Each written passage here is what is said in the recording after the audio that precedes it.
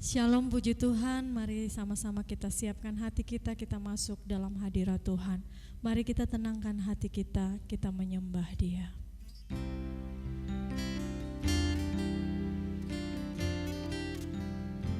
Terima kasih Tuhan.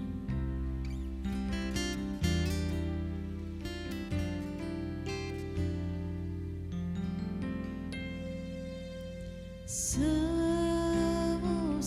berlalu, namun Kau selalu peliharaku.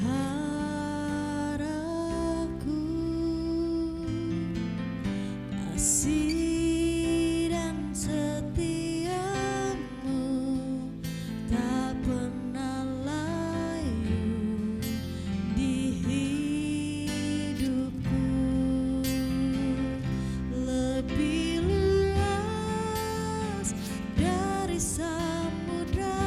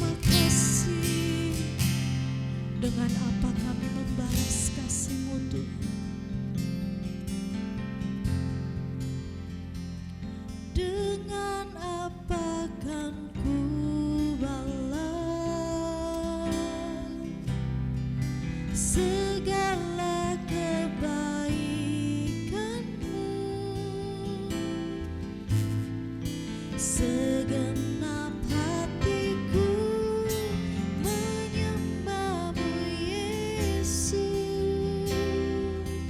ku bersyukur padamu.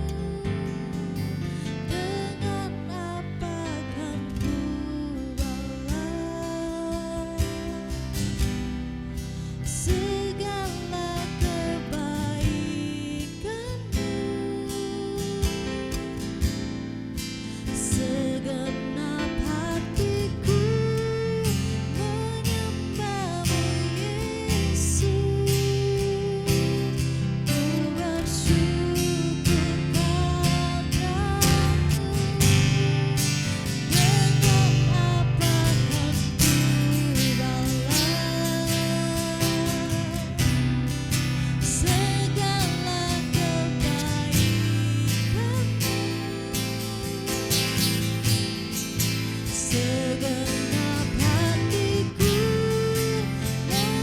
menyembahmu Yesus, ku bersyukur padamu.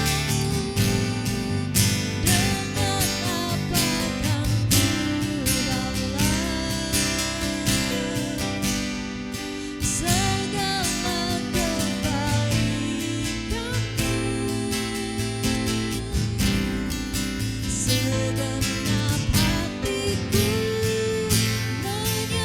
menyembahmu Yesus, ku bersyukur padamu. Dengan apa kan ku balas segala kebaikanmu. Segenap hatiku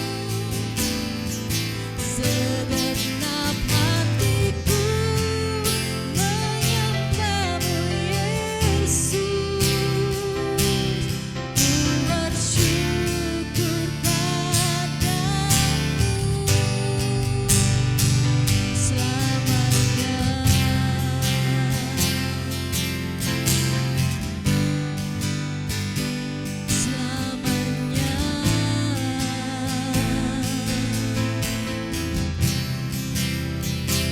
selamanya. Selamanya.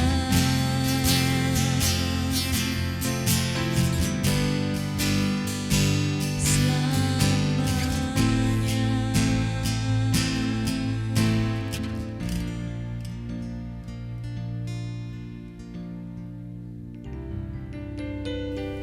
Puji Tuhan, mari kita sama-sama berdoa.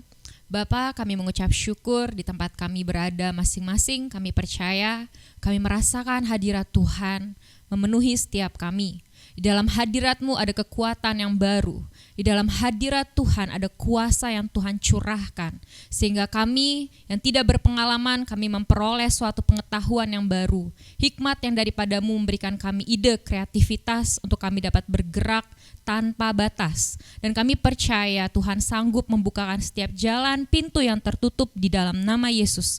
Engkau sendiri Tuhan, apapun yang kami kerjakan, Tuhan yang melakukannya bagi setiap kami. Kami siap mendengar firman-Mu Tuhan, firman yang berkuasa di dalam nama Tuhan Yesus. Haleluya.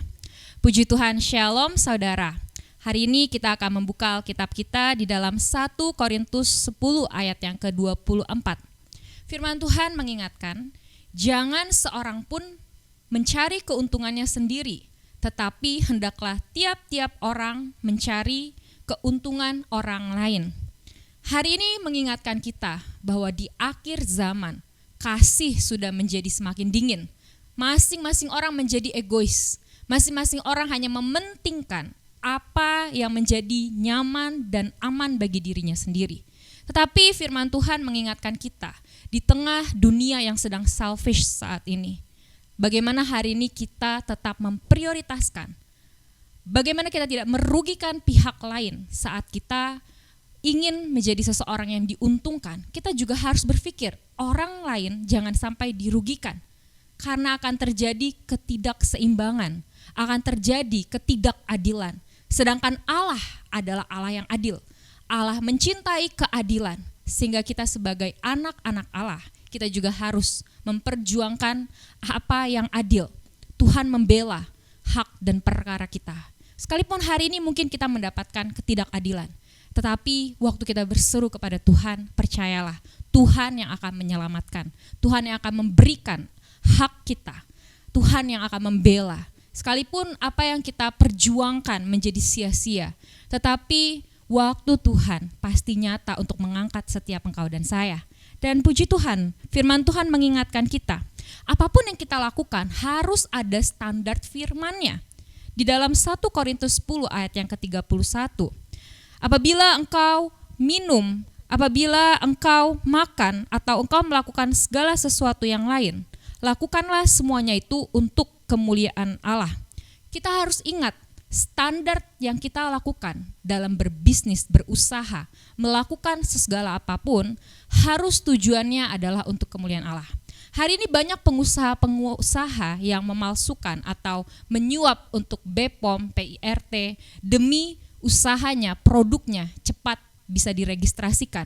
Dan ternyata bahan-bahan berbahaya yang dapat merugikan pihak lain. Tetapi banyak produsen yang tidak peduli, yang penting mereka diuntungkan, yang penting produk tersebut bisa laku di pasaran.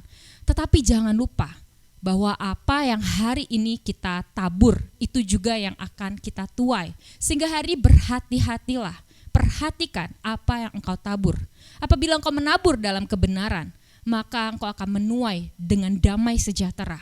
Saya percaya, waktu kita melakukan sesuatu yang tidak benar, Roh Kudus akan berbicara, Roh Kudus akan mengingatkan, dan mungkin akan ada suatu kegelisahan di dalam hati kita.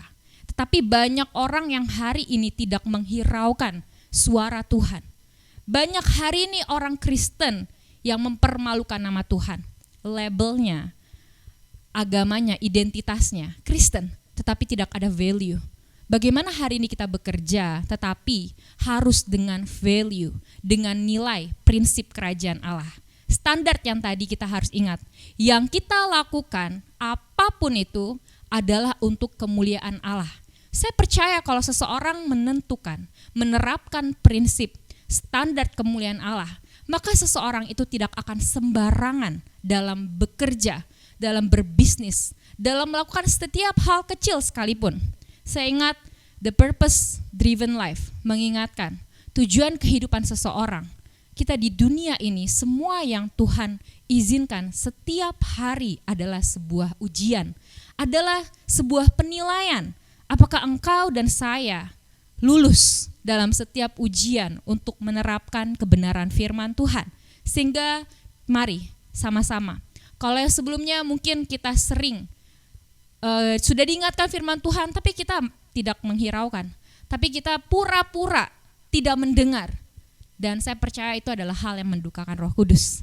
Tapi hari ini kita mau kembali taat. Kita mau kembali berjalan sesuai dengan ajaran firman Tuhan. Standarnya, yaitu kita lakukan semua untuk kemuliaan Allah. Dan kemudian, di dalam Amsal 13 ayat yang ke-11, harta yang cepat diperoleh akan berkurang. Tetapi siapa mengumpulkan sedikit demi sedikit menjadi kaya. Kita sering melihat ya, banyak orang berusaha bekerja segiat-giatnya. Mungkin banyak yang sudah berusaha untuk dihemat. Ya, firman Tuhan mengingatkan, kenapa yang di bawah hasilnya nothing? Karena disimpan di dalam pundi-pundi yang berlubang.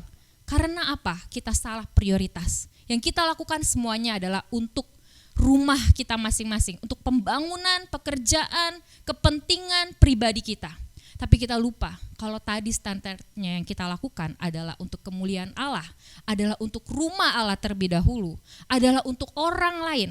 Orang yang melayani Tuhan adalah orang yang melayani sesamanya. Apabila engkau berkata engkau adalah pribadi sebagai pekerja, para pelayan Tuhan, maka akan tercermin dalam setiap pekerjaan kita. Kita akan sulit untuk memiliki dua identitas yang berbeda. Di gereja sebagai pekerja pelayan Tuhan, namun di tempat kerja kita berperilaku sebagai orang yang berbeda. Saya percaya itu pasti akan menjadi suatu pekerjaan yang melelahkan. Sebagai orang yang bermuka dua atau orang yang kepribadian ganda atau orang yang bisa berpura-pura baik hanya waktu 2 jam di gereja, namun di setiap harinya ternyata menggunakan standar atau sebagai pribadi lagi yang berbeda dengan prinsip standar yang berbeda, saya percaya itu akan melelahkan. Tetapi hari ini kita mau pakai satu standar, yaitu standar kemuliaan Allah, sehingga kita tidak menjadi pribadi yang sembarangan, kita tidak menjadi pribadi yang bermuka dua, namun kita menjadi pribadi yang jujur di hadapan Tuhan dan di hadapan orang-orang yang ada di sekitar kita. Maka akan ada damai, akan ada sukacita, dan akan keberhasilan. Bukan kita gain nothing, bukan hasil yang nothing, yang empty, yang kosong yang kita bawa. Tapi yang sedikit pun, waktu itu adalah suatu berkat dari Tuhan. Bukan harta yang diperoleh dengan cepat. Banyak orang memikirkan jalan pintas, tetapi yang Tuhan inginkan bukan jalan pintas. Tuhan menginginkan kita menikmati proses. Waktu sekalipun jalanan itu adalah suatu kerikil, berbatu, dan rasanya berkepanjangan. Tetapi itu adalah suatu proses, waktu kita lewati dengan hati yang benar, dengan respon yang tepat, maka itu akan membentuk pribadi kita, rohani kita, dengan hati yang mengucap syukur, dengan hati yang tidak bersungut-sungut. Dan itu adalah proses yang benar. Tetapi harta yang diperoleh dengan cepat tadi dikumpulkan, maka akan hilang juga dengan cepat. Sehingga hari ini nikmati prosesnya. Jangan selalu berusaha dan stres untuk memikirkan jalan pintas, untuk cepat kaya, untuk punya investasi yang semakin bertambah. Karena banyak hari-hari ini orang terjebak dengan investasi karena dipikirkan hasil yang cepat. Akhirnya yang ditaruh malah hilang semuanya, malah habis. Dan itu begitu menyakitkan pastinya. Tapi seseorang yang dipimpin oleh Roh Allah, sekalipun sedikit demi sedikit yang dikumpulkan, mungkin rasanya juga sulit untuk mengumpulkan. Tetapi saya percaya apa yang ada, yang dapat dinikmati, itulah yang bisa menjadi berkat. Dan selanjutnya kebenaran firman Tuhan di dalam Filipi 3 ayat 7 sampai 8. Lalu apakah keuntungan sesungguhnya? Keuntungan sesungguhnya yaitu apa yang dahulu merupakan keuntungan bagiku, yang hal-hal materi yang Paulus anggap dulu begitu berarti, jabatannya, edukasinya, standar yang dia miliki saat itu. Tetapi dikatakan sekarang ku anggap rugi. Semua itu dianggap rugi karena Kristus. Malahan segala sesuatu ku anggap rugi karena pengenalan akan Kristus Yesus Tuhanku lebih mulia. Dikatakan pengenalan akan Kristus lebih mulia. Hari ini apa yang sudah kita miliki? Mungkin kita kejar achievement, punya rumah, punya mobil, punya investasi, punya tabungan, deposito. Tetapi dikatakan semuanya itu adalah sampah. Yang mulia, yang mendatangkan kemuliaan Tuhan itu adalah pengenalan akan Kristus. Hari ini, sudahkah pengenalan akan Kristus Tuhan bertambah dalam hidup kita? Jangan-jangan engkau dan saya, kita sudah Kristen dari lahir, dari kecil. Tapi yang kita tahu hanya itu aja. Mungkin bahkan kita so tahu, waktu kita mau dengar firman, waktu firman Tuhan diberitakan, lalu dalam hati kita responnya, saya sudah tahu firman itu. Seberapa kita waktu lihat judul, title, khotbah, kita sampaikan, paling juga mungkin yang dibahas itu aja. Tetapi hari ini, pengenalan akan Kristus itu adalah hal yang mulia, tidak terbatas. Sehingga kalau engkau mau punya hati yang selalu haus, yang rindu, yang lapar, selalu akan ada inspirasi dari Roh Kudus yang baru, yang akan menjadi suatu kekuatan, yang akan menjadi suatu peneguhan. Dan itu adalah suatu pengenalan yang mulia, yang harus ditambah-tambahkan, dan itu adalah suatu keuntungan yang sebenarnya. Dan kemudian kita harus belajar bahwa waktu kita mengalami kerugian, waktu kita tidak mendapatkan apa yang kita cari, kita senang pastinya waktu mendapat suatu keuntungan. Banyak ekspresi, banyak suatu respon, waktu kita untung, semua akan bersukacita, semua akan bahagia, semua bisa menaikkan syukur di hadapan Tuhan waktu engkau mendapatkan suatu keuntungan. Tetapi bagaimana sebaliknya? Kalau perhitungan kita meleset, kalau banyak hal yang di luar prediksi kita, kalau kita dirugikan, kalau kita ditipu, apa yang harus kita lakukan? Saya percaya waktu kita berdoa datang kepada Tuhan, Tuhan mengingatkan, di dalam Ayub 1 ayat ke-21, dengan telanjang aku keluar dari kandungan ibuku, dengan telanjang juga aku akan kembali ke dalamnya. Tuhan yang memberi, Tuhan yang mengambil, terpujilah nama Tuhan. Sesungguhnya Tuhan mengingatkan, waktu kita datang ke dunia pun gak ada satupun yang kita bawa, gak ada sesuatu apapun yang melekat dalam diri kita. Sehingga kalau kita kembali kepada Tuhan, apa juga yang harus kita perjuangkan untuk tetap kita miliki. Apa yang hari ini kita genggam begitu erat, maka itu akan hilang dengan pelan-pelan. Waktu engkau pernah mencoba menggenggam pasir di tanganmu, engkau genggam semakin erat, semakin butiran pasir itu lepas turun dari tanganmu. Tetapi kalau apa yang ada dalam genggamanmu, yang Tuhan percayakan ada engkau miliki di tanganmu, namun engkau dengan tangan terbuka, engkau serahkan kepada Tuhan, engkau berikan, engkau bagikan kepada orang-orang di sekitarmu, maka akan yang terjadi adalah mukjizat. Seperti 5 roti dan 2 ikan. Seorang anak kecil, sedikit yang dia miliki, dia tidak genggam bagi dirinya, dia tidak sembunyikan, dia tidak tutup-tutupi karena dia takut akan kekurangan, karena dia takut akan kelaparan. Tetapi waktu diminta apa yang ada padanya, sedikit yang dia miliki, namun dengan kejujuran dan hati yang besar, dengan iman, dengan ketaatan, tangan yang terbuka, yang dibagikan, dia gak takut mengalami kerugian, dia gak merasa rugi dan perhitungan untuk membagikan apa yang ada di tangannya. Namun mukjizat justru terjadi. Tapi waktu kita genggam sesuatu, kita sembunyikan karena kita takut kehilangan, karena kita takut kekurangan, maka itu akan semakin habis. And we get nothing. Sehingga hari ini, saudara, mari kita punya hati yang benar di hadapan Tuhan. Untung atau rugi, itu bukan suatu masalah. Bukan itu yang kita takutkan. Tapi hari ini kita harus orientasinya, prinsipnya, value-nya adalah nilai kerajaan Allah. Yang kita lakukan standarnya adalah untuk memuliakan nama Tuhan. Puji Tuhan, mari kita tundukkan kepala, kita berdoa. Bapa, kami mengucap syukur kalau hari ini kami pun merasa banyak hal kerugian yang kami alami. Tapi kami percaya Tuhan, Engkau sanggup menggantikan apa yang hilang. Bahkan kami tidak mau lihat apa yang hilang, kami mau lihat apa yang sisa, yang masih ada dalam hidup kami Tuhan. Kami pergunakan untuk kemuliaan-Mu. Kami tidak mau genggam erat begitu rupa, sehingga kami pada akhirnya pun akan kehilangan. Namun kami mau serahkan ke dalam tangan-Mu Tuhan. Karena kami percaya, apapun yang hari ini Tuhan titipkan, kami hanyalah sebagai pengelola-pengelola. Ajar kami menjadi pengelola yang bijaksana, sehingga kami mampu menjadi pribadi pengelola manajer Tuhan yang dipercaya dalam setia perkara kecil, maka Engkau akan percayakan perkara yang lebih besar, yang lebih lagi Tuhan di depan. Di dalam nama Tuhan Yesus kami bersyukur, haleluya, amin.